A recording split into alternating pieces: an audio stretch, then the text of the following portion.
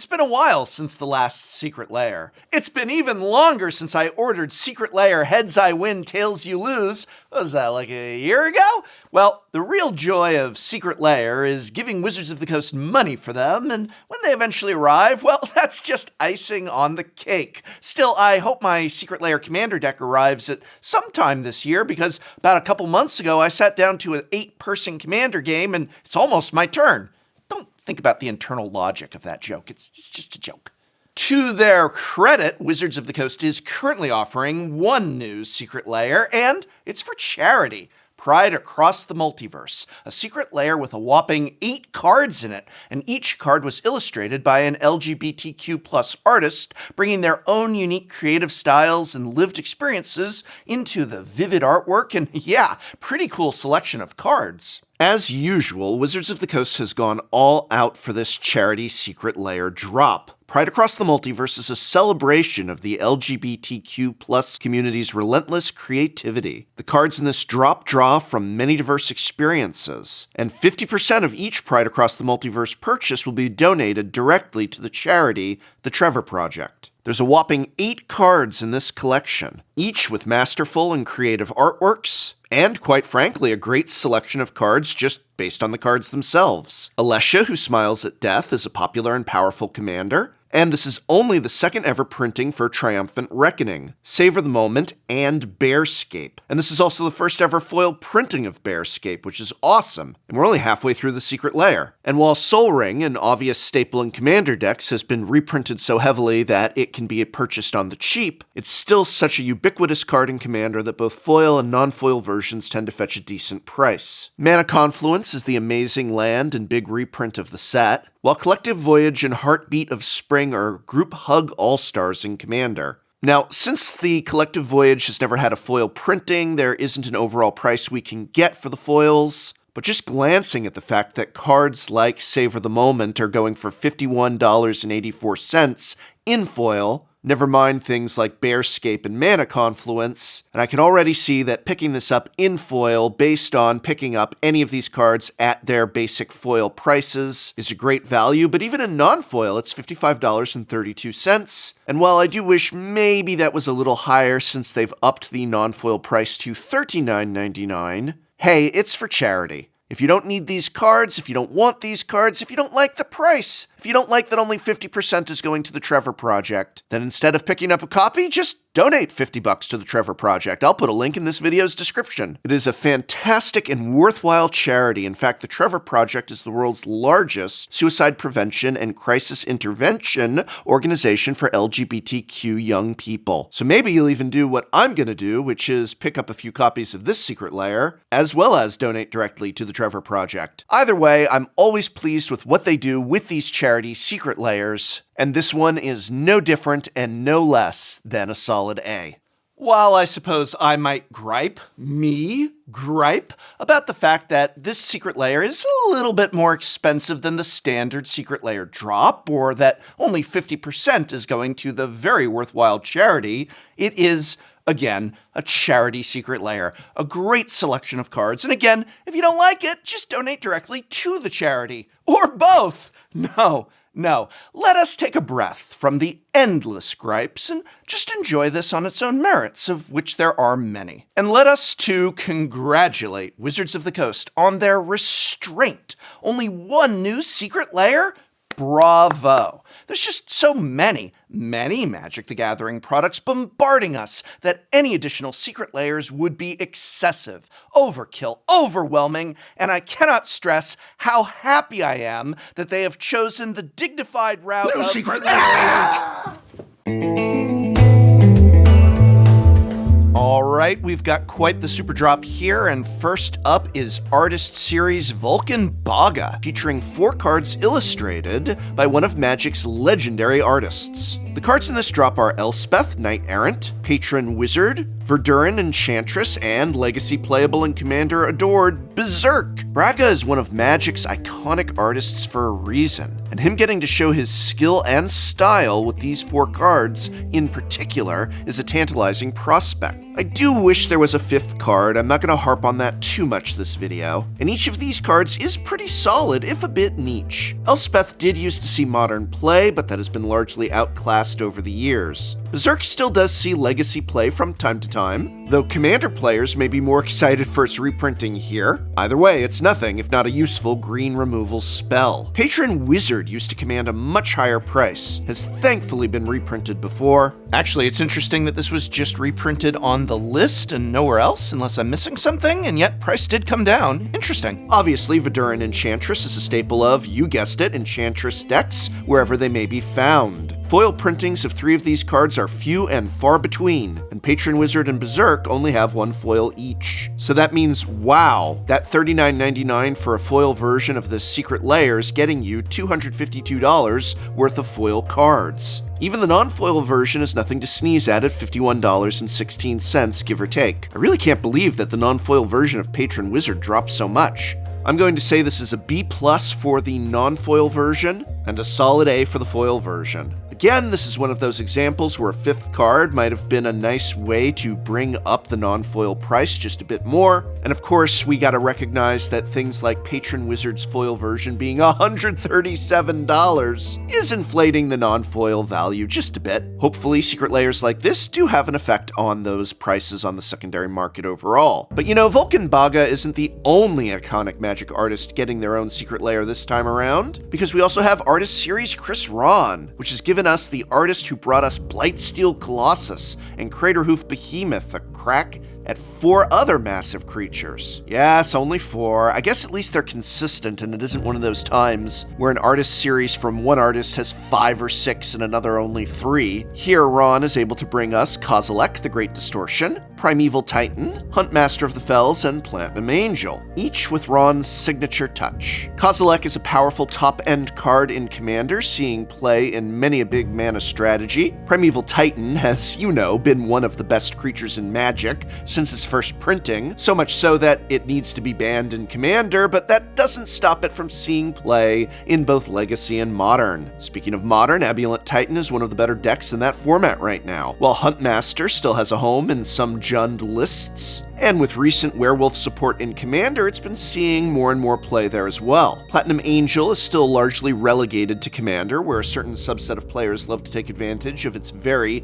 interesting ability, though I remember it, of course, from the days of Modern Mono-Blue Tron lists. Either way, it's always great to see a Secret Lair where every card has a home. Value, sadly, is a lot less here, the non-foil versions only being, well, $41.54, and the foil versions being $95.55. I think overall, I'm just going to say a solid B for both the non-foil and foil versions. Most of that non-foil version is tied up in Kozilek. I think this is a very good Secret Lair, but again, not great. And again, and I promise it's the last time I say this, should have been 5 cards instead of 4. Moving on, a third Artist Series A. Fantastique. Artist Series Livia Prima is a showcase for one of the best Magic artists of the last few years. And that's saying something because, let's be honest, Magic artists are pretty much the best of the best. Here we have Akroma, Angel of Wrath, Mikaeus the Unhallowed, Glissa Sunseeker, and Olivia, mobilized for war. 4 of Magic's most important characters. Livia really drove that point home here. Just look at the background in each of these pieces. It's as if they're telling the character's story. Simply stunning. Akroma, Angel of Wrath, and Glissa Sunseeker are both classic Magic characters and see inclusion in Commander decks, though they aren't as popular as they once were. Olivia, mobilized for war, falls into this same category, being marginal even in Commander. Gosh, that Commander power creep.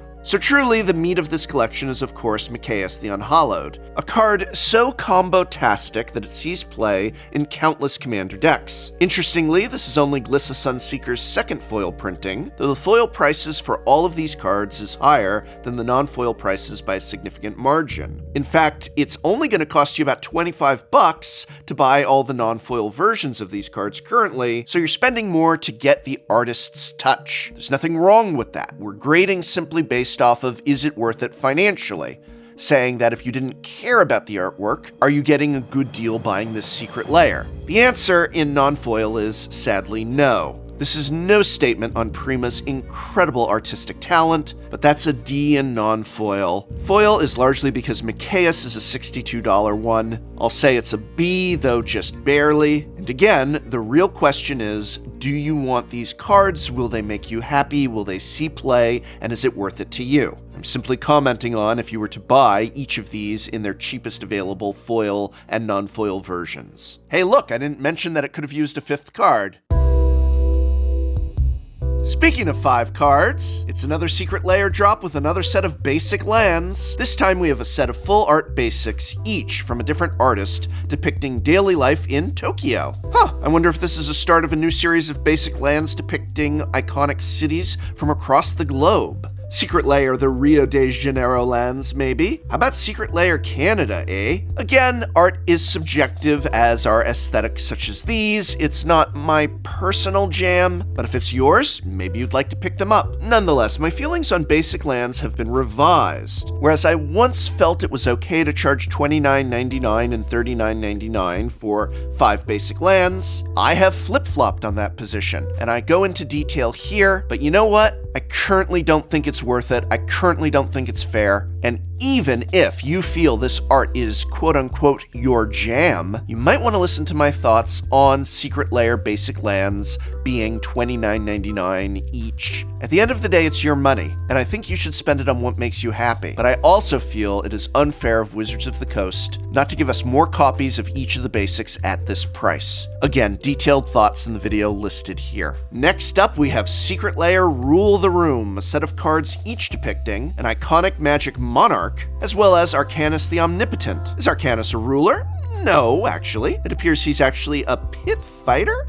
Well, I guess one thing here is not like the others. But at least they didn't only give us 3 cards. Each of these borderless cards is illustrated by Peter Diamond in a style reminiscent of paintings of medieval rulers. Along with Arcanus, we get Brimaz, King of Ereskos, Queen Marchesa, the big cheese herself, and Savra, Queen of the Golgari. 2 queens, a king, and a gladiator. Alright, sure. Brimaz sees play almost exclusively in Commander these days, though I remember the Standard era where he saw marginal competitive play. Oh, how times have changed. Commander is the only real home as well for Savra and Arcanus, though that place seems to be shrinking. Queen Marchesa, on the other hand, is a very popular commander in her colors. Brimaz and Savra have only had a single foil version to date, which explains the high prices that foil versions of them are fetching, while Arcanus is not much value at all, and even Queen Marchesa has seen so many reprints that there are foil versions of her available for $6.75 or so. Sadly, while I do like the art, again that's subjective, the total value of just buying a non-foil version of each of these is worth less than what is being charged for the secret layer. And that's a D right off the bat for the non-foil version. We've got about $113, which places us squarely in B territory for the foil versions. Again, value financially may not be everything, but if that is what you're looking at primarily, this is yet another example where they could have gone further, especially in non-foil. Moving along is a commander player's dream with Secret Layer, special guest Kelogsloops. I had not heard of this artist before this Secret Layer, but I confess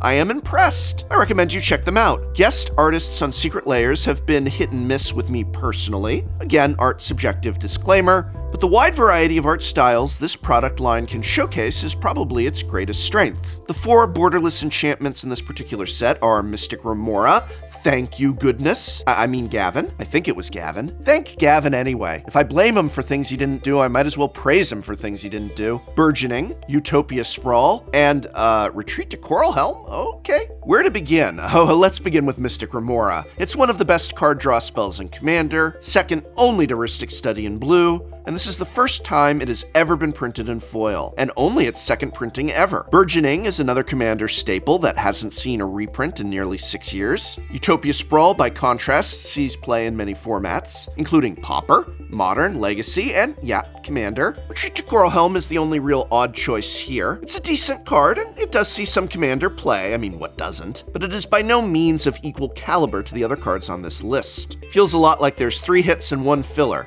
And while we can't get an accurate price on the foil value since Mystic Remora never had a foil, looking at the fact that Burgeoning is a $69, nice, for its foil version, and Utopia Sprawl 20 plus, that's a really good value even without counting Coral Helm, which is only about $5. Non-foils is $39 and change. Not that great, but when you factor in that this is kind of a Commander player's dream secret lair, but also has an application to modern players, even Pauper players. It's a good assortment. It's not quite a territory. The Mystic Remora inclusion by itself certainly is, but overall we're gonna say B+.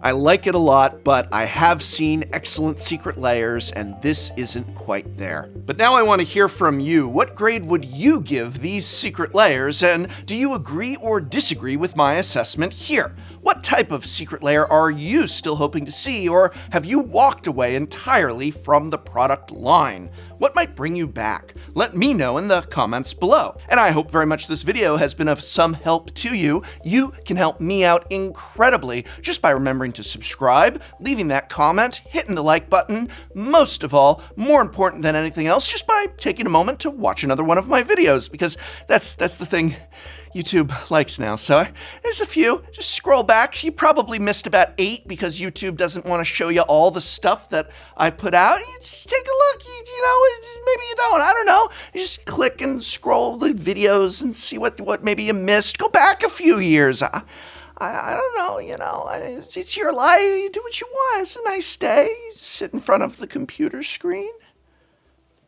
Like and subscribe.